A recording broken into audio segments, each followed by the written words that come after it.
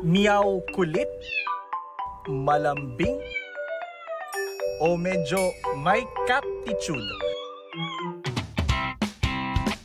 Ano man ang personality ng mga pusa, marami pa rin ang napapasaya ng mga possum nating mga alaga. Sino ba kasing di maaaliw sa mga cute na nilalang na ito? Ang iba, hilig sumiksik kung saan-saan. Mapakarton man yan o garapon, ipagkakasya nila ang kanilang katawan. Minsan nga kung saan ang delikado, doon sila tumatambay. Biro tuloy ng iba, matapang talaga pag may siyam na buhay. Pero paano naman kung ang pusa nyo palaging may pusa lubong? Tulad ng butiking kulay green? May ibong na hunting? O minsan, ahas pa nga. Pero payo ng isang vet, huwag mag-init ang ulo sa kanilang alay.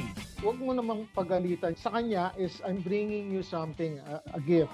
Gently, alisin mo na lang. Nagkakaroon siya ng negative reaction. Teka, bakit ginalang kita ng ano tapos hindi mo nagustuhan?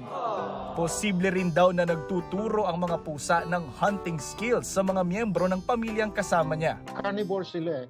Usually, yung prey nila, yung mga either mga small animals na dadalhin nila, nagdadala sila doon para i-share yung pagkain na yun. Parang mga kuting din na kailangan niyang turuan para mag-hunt. Pero paalala ng eksperto, may mga bagay ka ring dapat itago para di nila makuha tulad ng mga sinulid. Bawal pala yarn?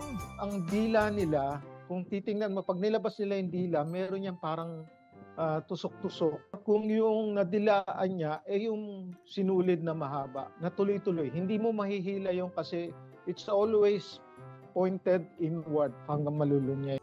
Talaga namang perfect companion ang mga pusa na maraming good meoweries at hatid na good vibes. At ano pa man ang kanilang alay, di may tatangging nagdadala sila ng kulay sa ating buhay. Para sa GMA Integrated News, Jonathan Andal, nakatutok, 24 oras.